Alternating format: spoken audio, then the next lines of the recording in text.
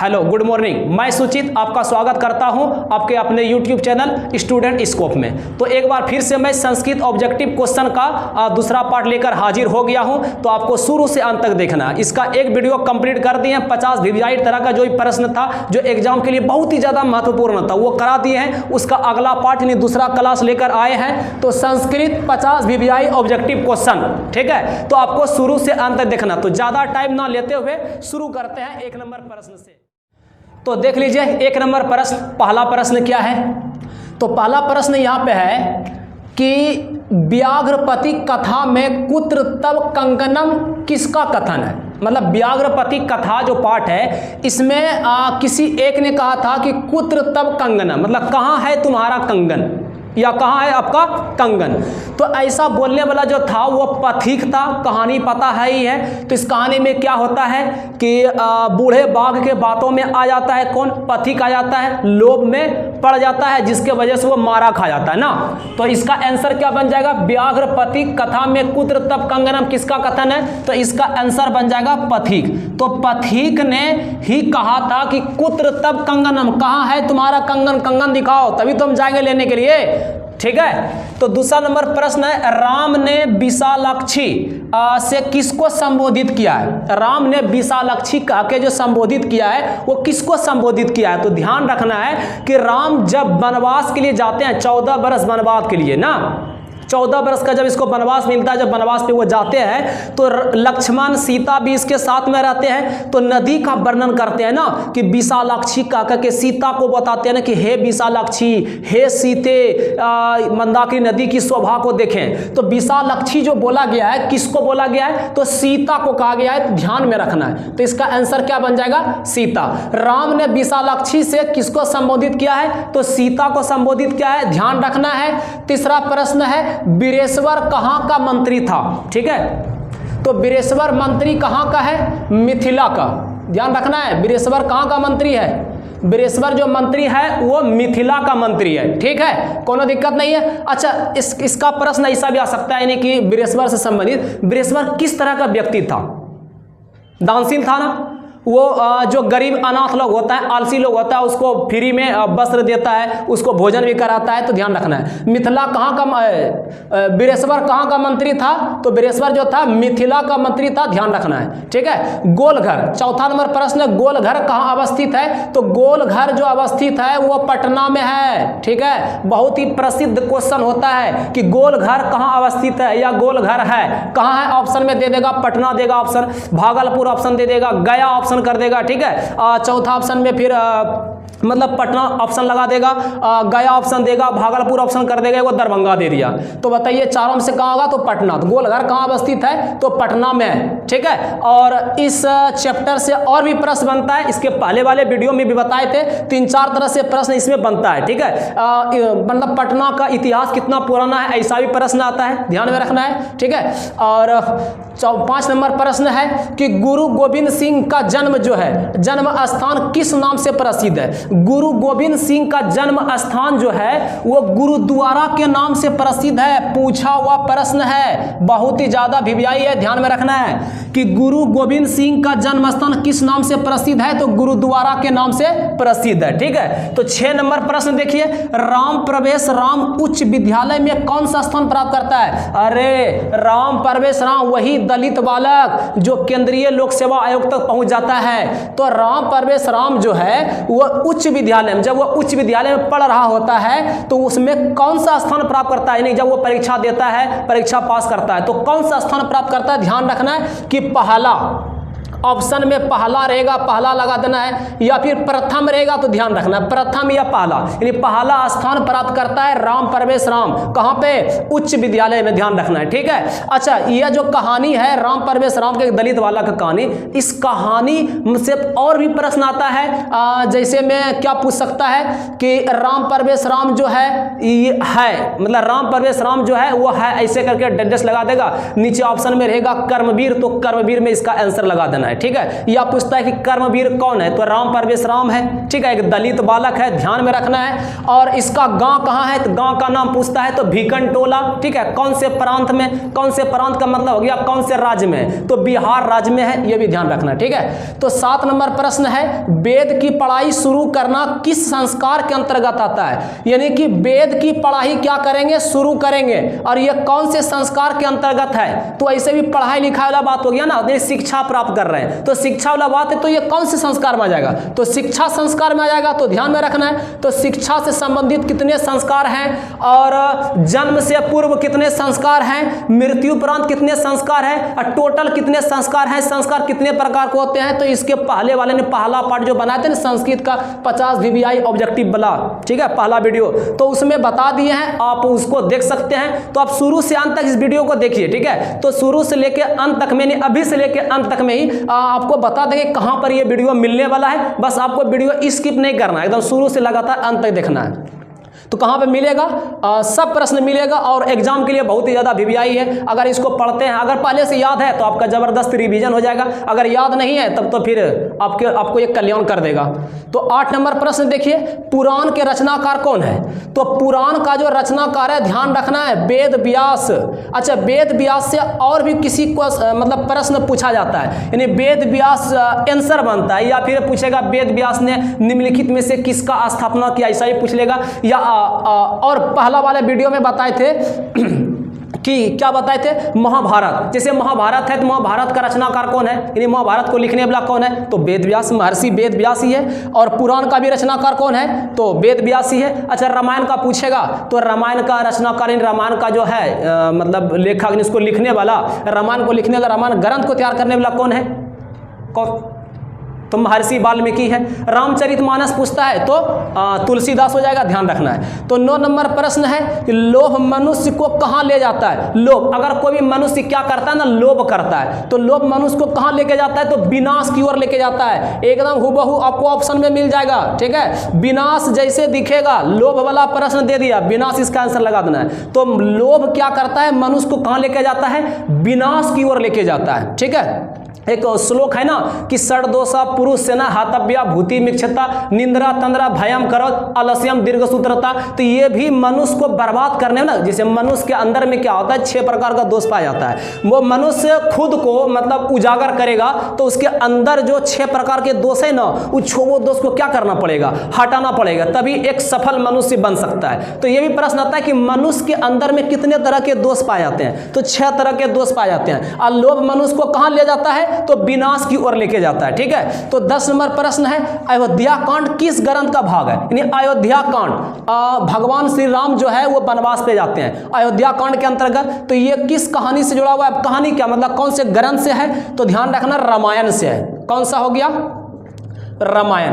तो अयोध्या कांड किस ग्रंथ का भाग है, तो रामायण का। अगर पूछेगा रामायण के रचनाकार कौन है, तो रामायण का कौन हो जाएगा, रचनाकार महर्षि वाल्मीकि हो जाएंगे, ठीक है। तो इसके बाद अगला प्रश्न है 11 नंबर कि वेदांग कितने हैं। तो पहला वीडियो में बताए थे ना, वेदांग, वेद कौन कौन सा वेद है, ये सब बताए थे। वेद पूछेगा तो वेद 4 प्रकार के होते हैं, ठीक है। अगर पूछेगा वेदांग कितने हैं, तो वेदांग 6 होता है, ध्यान रखना। वेदांग कितने हैं, तो 6 है, वेदांग 6 होता है, ठीक है। और पूछेगा वेद कितने हैं, तो वेद कितना है, तो वेद 4 है, लेकिन वेदांग कितने हैं, 6, यानी वेद के जो अंग है वो कितने हैं, 6 है। वेद कितने हैं, तब 4 है।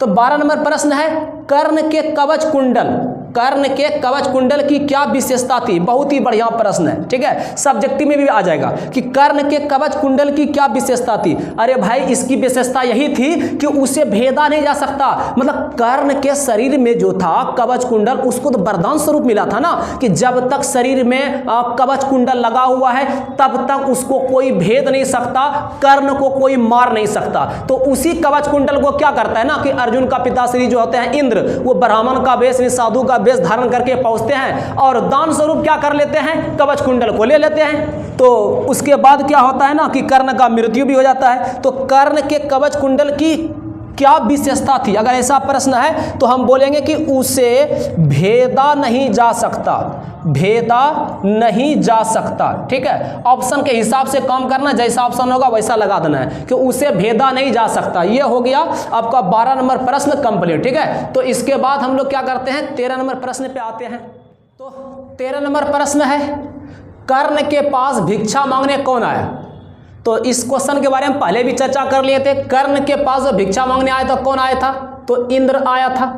ठीक है, कर्ण के पास भिक्षा मांगने कौन आए? तो इंद्र आए। ठीक, मंदाकिनी नदी में कौन स्नान करते हैं? 14 नंबर प्रश्न है, मंदाकिनी नदी में कौन स्नान करते हैं? तो मंदाकिनी नदी में जो स्नान करते हैं तो ध्यान रखना है वो ऋषि लोग सब थे ना, ऋषि मुनि जो भी मतलब जैसा भी ऑप्शन मिले तो उस मतलब ऑप्शन के हिसाब से क्या करना है, यहाँ काम करना है। ठीक है, अब ऋषि है, मुनि है, क्या है, तो ऑप्शन के हिसाब से काम करना है यहाँ पे कि मंदाकिनी नदी में कौन स्नान करते हैं? तो ऋषि मुनि लोग स्नान करते हैं ना, मतलब बाजू अपने उठा के और अर्घ देते हैं ना, ऐसे सूर्य भगवान को अर्घ देते हैं। तो ध्यान रखना है कि कौन है, ऋषि मुनि हो गया। ठीक है, तो 15 नंबर प्रश्न है कि नीति श्लोक के रचनाकार कौन है? नीति श्लोक यानी नीति श्लोक का पाठ जिसमें कि टोटल 10 गो क्या है यानी श्लोक दिया गया, यानी कि उसमें मंत्र है तो 10 गो है। तो नीति श्लोक के रचनाकार कौन है जब ये पूछे तो इसका आंसर बन जाएगा महात्मा विदुर। मतलब इसमें भी जैसा ऑप्शन रहेगा ना वैसा काम करना है। महात्मा विदुर है या फिर सिर्फ विदुर है तो दोनों में से कोई भी विदुर बोले या महात्मा विदुर बोले, जैसा ऑप्शन रहेगा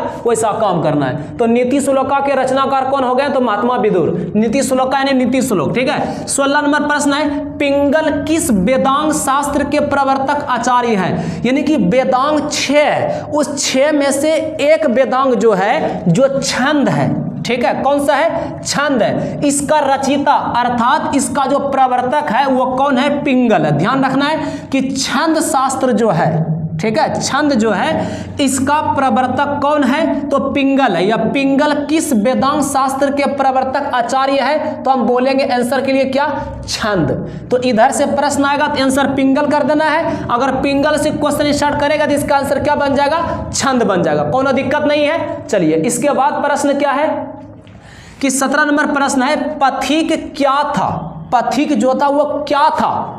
तो पथिक के बारे में पहले से जान रहे हैं कि पथिक जो था वो कैसा व्यक्ति था?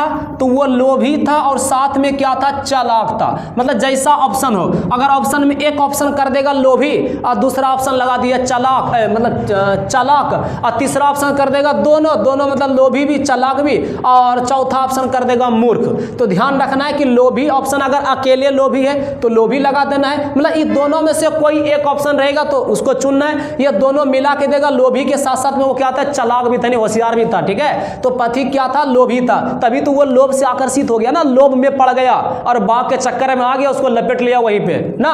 तो 18 नंबर प्रश्न है, भीखन टोला देखने कौन आया था? अरे एक शिक्षक आए थे भीखन टोला को देखने के लिए कि मतलब जो शिक्षक जहां पढ़ाते थे जो से स्कूल में ना, उस स्कूल से कुछ दूरी पे क्या था? भीखन टोला गांव था। तो वहां गांव को जो देखने के लिए आया था, गांव जो आया था भीखन टोला देखने, तो कौन आया था? तो ध्यान रखना है शिक्षक आया था। वहीं से ना राम परवेश राम को क्या कर लेता है? वहां से लेके जाता है विद्यालय, फिर वहां उसको पढ़ाता है और अच्छे तरीके से पढ़ा के एक मतलब आगे वाले क्लास में भेजता है और उच्च विद्यालय में पहला स्थान भी प्राप्त करता है। तो आप लोग को भी क्या करना? अच्छा रिजल्ट लेके आना है और पहला स्थान प्राप्त करना है। अगर स्कूल में ना सही कम से कम फर्स्ट डिवीजन तो करना है। ठीक है, तो चलिए इसके बाद अगर अच्छा मेहनत करते हैं तो फर्स्ट डिवीजन क्या आप स्कूल में भी टॉप कर सकते हैं, आप जिला में भी राज्य में भी टॉप कर सकते हैं। अगर अच्छा से मेहनत करके मन लगा के अगर मेहनत करते हैं और बढ़िया से तैयारी करते हैं तो, और ऐसे जैसे तैसे तैयारी कर रहे हैं तब कहाँ होने वाला है। ठीक है, तो आपको मेहनती बनना है, लगनशील बनना है। ठीक है,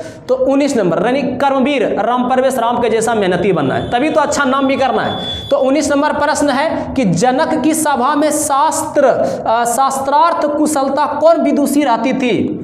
तो जनक की सभा में शास्त्रार्थ कुशलता जो थी वो विदुषी वो कौन थी? तो ध्यान रखना वो गार्गी थी। ठीक है, कौन थी वो? गार्गी। ठीक है, गार्गी। 20 नंबर प्रश्न है, सत्याग्रह गीता किसकी रचना है? तो सत्याग्रह जो गीता है यानी कि महात्मा गांधी से प्रेरित हुआ था ना, यानी सत्याग्रह से प्रेरित होकर सत्याग्रह गीता हो गया। मीरा लहरी, इस सब का जो रचना किया था कौन? अरे पंडिता क्षमा राव। अरे याद आया क्या? पंडिता क्षमा राव, वही ना है सत्याग्रह गीता। किसकी रचना? तो पंडिता क्षमा राव की रचना है सत्याग्रह गीता। ठीक है, इसके बाद 21 नंबर जो प्रश्न है, यह कूटनीतम काव्य के कवि कौन है? कूटनीतम काव्य के कवि कौन है, इसका पूछा गया। तो इसका आंसर क्या हो जाए? दामोदर गुप्त।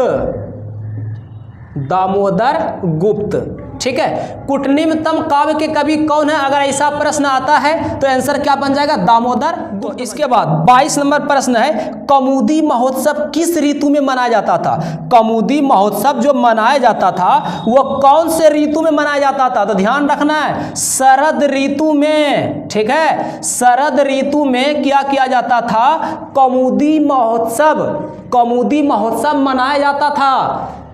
कौमुदी महोत्सव कौन सा ऋतु में? अगर ऋतु पूछेगा ध्यान रखना है, शरद ऋतु में मनाया जाता था। 23 नंबर प्रश्न है, जब अलसला में आग लगी तब कौन भाग गया? वाह, बहुत ही शानदार प्रश्न है। 23 नंबर प्रश्न पूछता है, जब अलसला में आग लगी तब कौन भाग गया? अरे जो ओरिजिनल वाला आलसी था ना, कितना आलसी था? बचा हुआ मात्र 4 था ना। जो ओरिजिनल आलसी था वो तो बचा का बचा रह गया, वो कहीं नहीं भागा। ठीक है, कोई कम्बल ओढ़ के अपने आप में बात करना शुरू कर दिया, वो भागा ही नहीं। तो जो धूर्त टाइप का आलसी था, जो धूर्त बनकर आया था वस्त्र धारण करने के लिए, भोजन ग्रहण करने के लिए, भोजन के लोभ से, वस्त्र के लोभ से जो धूर्त लोग आया था ना, वही तो भाग गया ना। तो ध्यान रखना कि जब अलसला में आग लगी तब कौन भाग गया? तो यहां पे लिखेंगे आंसर में धूर्त, या देखो धूर्त लोग, या धूर्ता, या धूर्त, जैसा ऑप्शन रहे वैसा इसका आंसर लगा देना है। फिलहाल मैं इसका आंसर ग्रुप में क्या लिख दिया हूं? तो धूर्त लिख दिया हूं। अगला प्रश्न है 24 नंबर, गुजरात। ठीक है, 24 नंबर प्रश्न है कि गुजरात प्रदेश स्थित टंकरा ग्राम किसका जन्म स्थल है? यानी गुजरात प्रदेश यानी गुजरात राज्य में स्थित जो टंकरा नामक गांव है वो किसका जन्म स्थल है? अरे पहला वाला जो वीडियो बताए थे ना, पहला वाला जो क्लास लिए थे, पहला वीडियो, ठीक है, तो उसमें इसके बारे में चर्चा किए थे, बताए भी थे। तो इसका आंसर क्या हो जाएगा? अरे क्या हो जाएगा इसका? स्वामी दयानंद। ठीक है, तो स्वामी दयानंद सरस्वती का जन्म स्थली जो है गुजरात प्रदेश में स्थित है। वो भी कौन सा गांव में? टंकरा ग्राम, यानी कि टंकरा नामक गांव में स्वामी दयानंद सरस्वती का जन्म हुआ था। तो उसका जन्म स्थल आंसर क्या बन जाएगा? स्वामी दयानंद।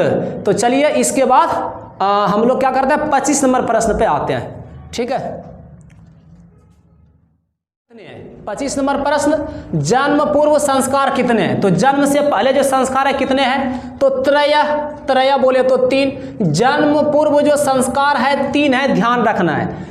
शैशव में पूछेगा कितने संस्कार हैं, या पूछेगा शिक्षा का कितने संस्कार है, जन्म पूर्व कितने संस्कार है, सबके लिए ध्यान में रखना है। सबका चर्चा कर लिया, पूरा वीडियो देखेंगे तो सब समझ में आ जाएगा। इसके पहले भी एक वीडियो बना दिए हैं, उसको भी देखेंगे तो वो भी सब समझ में आ जाएगा। ठीक है, तो जन्म पूर्व संस्कार कितने हैं? तो 3 है, ध्यान रखना है। अच्युत राय की रानी कौन थी? प्रश्न है, अच्युत राय की रानी जो थी वो कौन थी? तो ध्यान रखना है, तिरुमलम्बा। ठीक है, अच्युत राय की जो रानी थी तिरुमलम्बा। कोई दिक्कत है क्या? अच्युत राय की रानी पूछेगा तिरुमलम्बा। और ऐसे पूछता है, कंपन राय की रानी कौन थी? कंपन राय की जब रानी पूछे तो गंगा देवी, कंपन राय की रानी गंगा देवी, लेकिन अच्युत राय की रानी कौन थी? तो तिरुमलम्बा थी। अगला प्रश्न है 27 नंबर, स्वामी दयानंद का निधन कब हुआ था? हाँ, इसके बारे में चर्चा नहीं की। ये बताएं कि स्वामी दयानंद का जन्म कब हुआ, ऐसा प्रश्न हम करा दिए पहले ही। ठीक है, स्वामी दयानंद का जन्म कब हुआ है, आर्य समाज का स्थापना किसने किया, कब किया है। अब यह प्रश्न आता है कि स्वामी दयानंद का निधन कब हुआ है। तो देख लीजिए, स्वामी दयानंद का निधन कब हुआ है? तो 1883 में हुआ है, ध्यान रखना है। हाँ, अगर इसका जन्म पूछेगा, जन्म कब हुआ है, तो जन्म हुआ है 1824 में। 1875 में क्या किया था, आर्य समाज का स्थापना किया था। और स्वामी दयानंद का जो निधन हुआ है कब हुआ है, तो 1883 में हुआ है, ध्यान रखना है। 28 नंबर प्रश्न है, व्याघ्रपथी कथा पाठ के रचयिता कौन है, मतलब पाठ का जो लेखक, जो कहानी का कहानीकार है, वो कहानीकार पूछा है कौन है, तो व्याघ्रपथी कथा है ना, तो इसका आंसर बन जाएगा नारायण पंडित। तो नारायण पंडित, ठीक है, यानी कि व्याघ्रपथी कथा पाठ के रचयिता पूछे तो आंसर क्या बन जाएगा, नारायण पंडित बन जाएगा। कौन दिक्कत है क्या, नहीं है। चलिए 29 नंबर प्रश्न है, सत्यमेव जयते किस उपनिषद का मूल मंत्र है, तो इसके पहले बताए थे कि उपनिषद की संख्या कितना है, तो टोटल 108 उपनिषद ना, 4 वेद है, 6 वेदांग है, ये सब बताए थे ना। तो यहाँ पे पूछा कि सत्यमेव जयते यानी जो उपनिषद है, तो कौन से उपनिषद से है ये आपका सत्यमेव जयते, तो ध्यान रखना इसका आंसर बन जाएगा मुंडकोपनिषद, ठीक है। ये कौन से उपनिषद से है, तो मुंडको उपनिषद से है, ध्यान रखना है, सत्यमेव जयते। 30 नंबर प्रश्न है, अशांति से यानी अशांति से क्या होता है, अशांति से क्या होगा, अरे होगा क्या, अशांति से मानवता का हो जाएगा विनाश, ठीक है। अशांति से क्या होता है, तो हम लिख लेंगे इसका आंसर में मानवता का विनाश, ठीक है। आप लोगों का रिवीजन अच्छा चल रहा है ना, कोनो तरह का दिक्कत नहीं, तो अशांति से क्या होता है, मानवता का विनाश, रिवीजन मस्त चल रहा है, कोई तरह का दिक्कत नहीं है किसी को, ठीक है। ऑप्शन देखना है, मानवता का विनाश लगा देना है, ये हो गया अशांति से क्या होता है, प्रश्न का आंसर मानवता का विनाश। 31 नंबर है, दुराचारी कौन था, वंशहीन कौन था, एक ही बात है ना, वंशहीन कौन था, वही बूढ़ा बाघ यानी व्याघ्र वृद्ध व्याघ्र जो है, या पूछेगा दुराचारी कौन था, वही तो था। जवानी में क्या किया था पता है ना, बहुत सारे मनुष्य को, जानवर को क्या किया, गाय भैंस सबको मार मार के खाया, जिसके वजह से वो वंशहीन हो गया, उसकी पत्नी मर गई, उसका पुत्र भी मर गया, मतलब वो वंशहीन हो गया था, वो बहुत ज्यादा दुराचारी था, अत्याचारी था, ठीक है। तो कौन था, तो आंसर में लिखेंगे व्याघ्र। अगर मान लिया ऑप्शन में व्याघ्र नहीं है, वृद्ध व्याघ्र है, अरे वही आंसर हो जाएगा, या बूढ़ा बाघ लिख के देगा, या बाघ देगा, वही इसका आंसर हो जाएगा, ठीक है। तो 32 नंबर है, शास्त्रकारा पाठ किस शैली में है, जो शास्त्रकारा पाठ है, अरे एक शिक्षक जैसे ही क्लासरूम में प्रवेश करते हैं तो सभी विद्यार्थी क्या करता है, अरे खड़े होकर अभिवादन करते हैं क्या, तो वहां पे कोई प्रश्न करता है और शिक्षक उसका उत्तर देता है, अरे देता है, तो इस हिसाब से इस प्रश्न का आंसर क्या बन जाएगा, प्रश्नोत्तर शैली, ठीक है। प्रश्नोत्तर शैली मतलब ये हो गया कि प्रश्न और उत्तर, प्रश्नोत्तर शैली, प्रश्न और उत्तर शैली के रूप में शास्त्रकारा पाठ का वर्णन किया गया, यानी कि शास्त्रकारा पाठ जो वो किस शैली में है, जब पूछेगा तो इसका आंसर क्या बन जाएगा, प्रश्नोत्तर शैली हो जाएगा, कोनो दिक्कत नहीं है। चलिए 33 नंबर प्रश्न है, बृहत संहिता के रचनाकार कौन है, बृहत संहिता, देखिए छंद का पूछता है, छंद पूछेगा तो कौन हो जाएगा इसका आंसर, छंद का पिंगल, ठीक है। अच्छा न्याय दर्शन का पूछ लेगा तो कौन हो जाएगा, गौतम, न्याय दर्शन का कौन हो जाएगा, गौतम। सांख्य दर्शन का पूछेगा तब कौन आएगा, अरे कपिल मुनि, सांख्य दर्शन के प्रवर्तक कपिल हो जाएंगे। अगर योग दर्शन का पूछ ले तब, अगर योग दर्शन का पूछेगा तो कौन हो जाएगा, पतंजलि। अच्छा व्याकरण का पूछेगा, संस्कृत व्याकरण का पूछेगा कौन हो जाएंगे, अरे पाणिनि। तो यहाँ पे प्रश्न है बृहत संहिता के रचनाकार कौन है, तो बृहत संहिता के जो रचनाकार है वो है वराह मिहिर, ठीक है। अरे बड़ा मिहिन, अरे मिहिन नहीं, वराह मिहिर, ठीक है। तो वराह मिहिर जो है वो बृहत संहिता के क्या हैं, अरे रचनाकार हैं, ध्यान रखना है। 34 नंबर प्रश्न, काम क्रोध और लोभ किसके द्वार हैं, अरे जानते हैं क्या कि नरक के कितने द्वार हैं, कोई भी लोग नरक में जल्दी से चला जाएगा तो उसके लिए कितना द्वार है, अरे 3 द्वार है। कौन कौन सा है, तो एक काम है, क्रोध है और लोभ है। प्रश्न पूछता है नरक के कितने द्वार है, तो 3 हो जाएगा। एक पूछता है कि मनुष्य के अंदर पाए जाने वाले दोष कितने हैं, तो वो कितने हैं, अरे 6 है।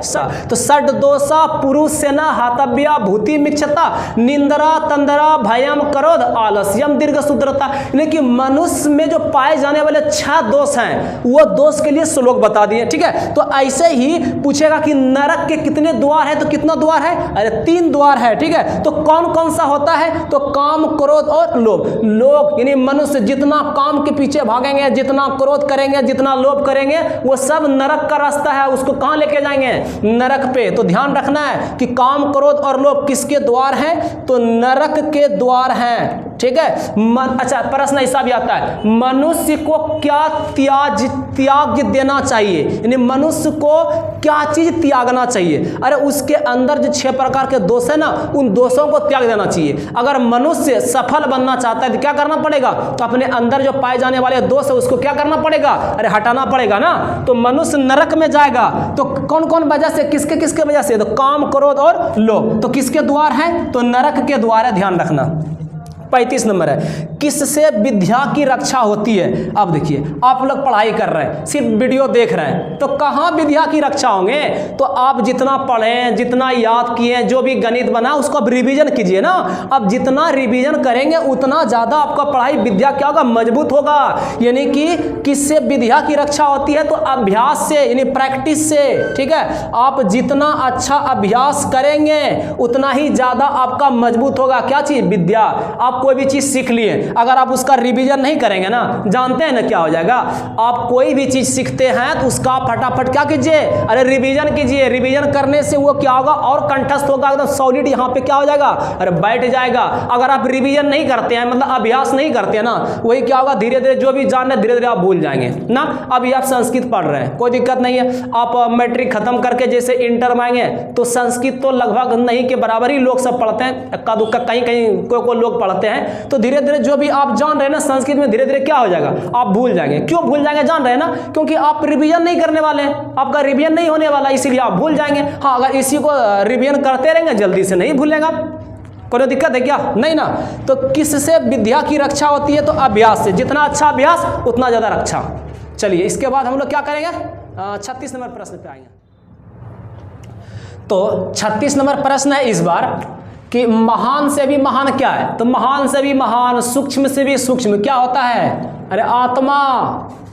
आत्मा का मिलन हो जाए परमात्मा से ना, आत्मा। तो महान से भी महान क्या है, तो आत्मा है। या इसके जगह पूछता है सूक्ष्म से भी सूक्ष्म क्या है, तो आत्मा है, ठीक है। तो 37 नंबर प्रश्न, मंदाकिनी वर्णन पाठ में किस नदी का वर्णन है, वर्णन यानी वर्णनम जो है, ठीक है। मंदाकिनी वर्णनम पाठ में किस नदी का वर्णन किया गया है, अरे खुद ये मंदाकिनी नदी ही है, तो मंदाकिनी नदी, ठीक है। तो मंदाकिनी वर्णनम पाठ में कौन सी नदी का वर्णन किया है, तो मंदाकिनी नदी का वर्णन किया गया है। अच्छा, इस नदी के बगल में जो पर्वत, उस पर्वत का नाम क्या है, पर्वत का नाम क्या है, कमेंट करके बता दीजिए। तो पर्वत का नाम, मंदाकिनी वर्णनम पाठ में जो पर्वत है ना, जो हिलता हुआ प्रतीत होता है, उस पर्वत का नाम अब कमेंट करके बताइए।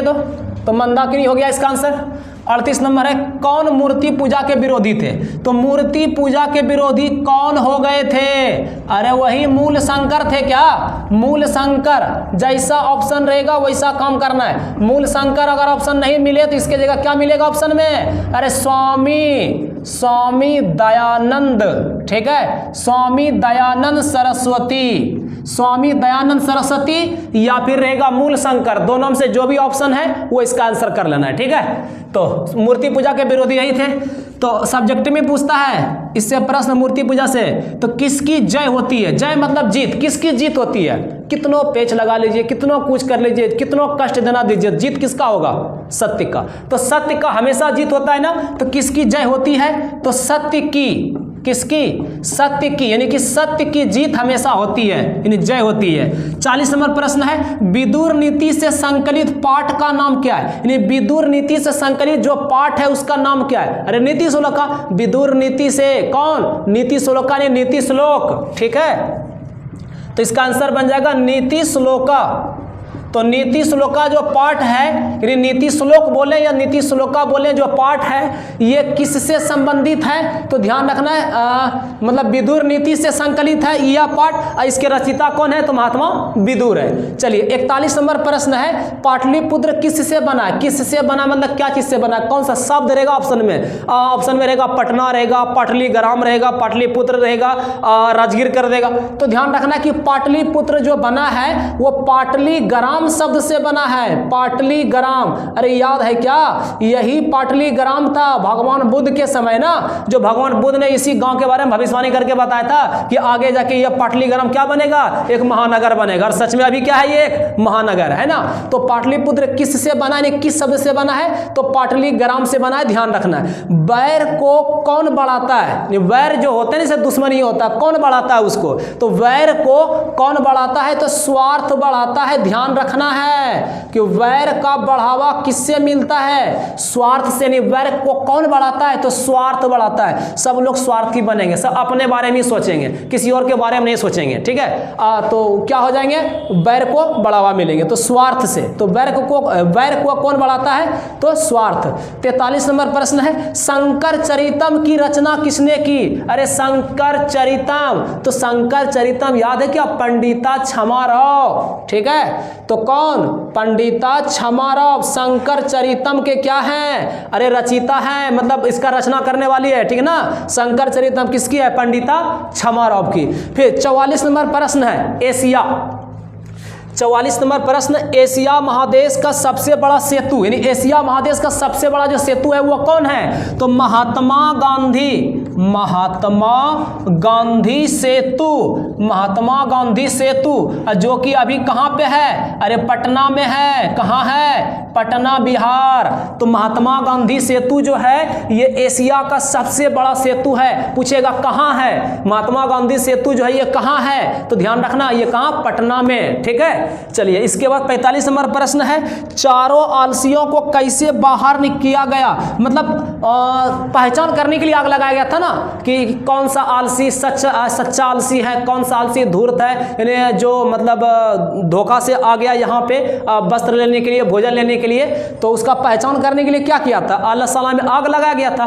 तो जब आग लगाया गया तो 4 आलसी नहीं भागा था, ओरिजिनल वही 4 आलसी रह गया था, ठीक है, वो भागा नहीं था। तब उसको कैसे बाहर निकाला गया था? तो ध्यान रखना कि चारों आलसियों को जो बाहर निकाला गया था, केस पकड़कर खींचकर बाहर किया था ना, केस पकड़ के खींच लिया था, मतलब उसको बाहर किया था केस पकड़कर। यहां बोलेंगे केस पकड़कर, ठीक है, केस पकड़कर। क्या हो जाएगा इसका आंसर? चारों आलसियों को कैसे बाहर किया गया?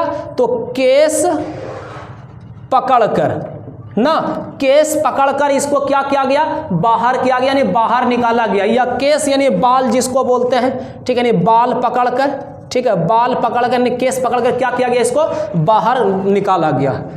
तो 45 नंबर तक यहाँ तक में दिक्कत नहीं किसी को। तो आज के इस वीडियो में यहीं तक रखेंगे, 50 प्रश्न नहीं करने वाले हैं। कुछ मतलब सिचुएशन ऐसा आ गया है कि इससे ज़्यादा नहीं कर पाएंगे, तो फिर आगे आने वाले वीडियो में 5 तो ज़्यादा लगा के कर लेंगे, या फिर अगर 45 भी किए तो कम नहीं है। हाँ, तो आपको क्या है कि वीडियो जो देख रहे हैं ना, तो ऊपर में दोनों साइड में एक एक छोटा सा क्लिप बन के आया होगा। तो उनमें से पहला वाला जो वीडियो है ना, जिसका जो पार्ट 1 बनाए हैं, उसमें 50 प्रश्न का वर्णन किए हैं, ठीक है। अगर आप उसको देखना चाहते हैं तो बगल में एक क्लिप बन के आया होगा, ऐसे 2 होगा, दोनों साइड में, लेफ्ट राइट दोनों साइड में होंगे, ठीक है। तो उनमें से एक, दोनों में से कोई एक में क्या होंगे, इसका पहला पार्ट होंगे, तो उसको क्लिक कीजिए, ठीक है, एक बार मतलब उसको क्लिक कीजिए और डायरेक्ट आपको वीडियो पर लेके चला जाएगा। तो पूरा देखना है। तो बस यहीं तक रखेंगे, फिर मिलेंगे अगले कोई वीडियो में।